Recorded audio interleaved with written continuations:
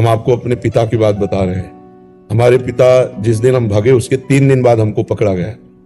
खोजबीन सब शुरू हुई तो 3 दिन बाद पकड़ा गया कि एक गोरा लड़का है वहां जंगल में देवी के मंदिर में रह रहा है। तो पहले बड़े भाई आए तो उनको तो कठोर शब्दों से कह के, बहुत विवेक प्रवीण था, बचपन में भी बहुत विवेक प्रवीण था, मतलब प्रवीण ना होता तो संसार की यात्रा काटते हुए भगवान ऐसे कैसे लाते। तो जब पिताजी आए तब हम मिल गए, क्योंकि वो एक कठोर स्वभाव के और बहुत धर्मात्मा पुरुष थे। उनकी हम आंखों में कभी आंसू नहीं देखा।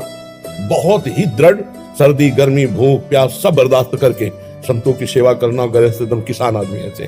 तो जब वो आए तो हमारे मन में आया कि मारेंगे अगर हम आंख खोलेंगे, बात करेंगे तो उत्तर हमारा मानेंगे नहीं है, और इनकी हम अवहेलना कर नहीं सकते। तो आंख मूंद के बैठ गए। जो ही देखा पिताजी आ रहे तो आंख मूंद के बैठ। वो नजदीक आए अपने स्वभाव, उठ खड़ा हो, नहीं खड़े, खड़ा हो, नहीं खड़े।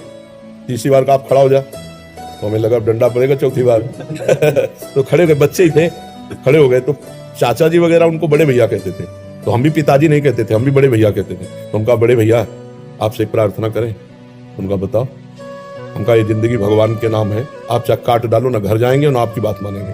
तो हम उनकी कृपा की बात बता रहे। एकदम चैप्टर बदल गया, जैसे भगवान की कृपा ना, तो उनका सच्ची, हमका आपसे सच्ची बात करें। घर नहीं जाओगे करना, कभी जिंदगी में ब्याह नहीं करोगे करना।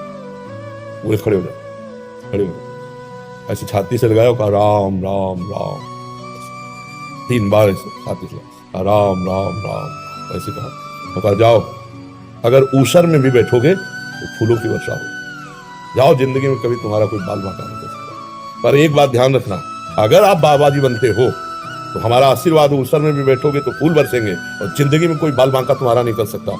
और अगर कहीं किसी की बहन बेटी देखी तो फिर तो हमका जिंदगी में आप इस बात को कभी नहीं सुनोगे। वो तो पधार गए, कई वर्ष हो गए उनको पधारे हुए, पर उनका आशीर्वाद, माता पिता का आशीर्वाद भगवान का आशीर्वाद होता है।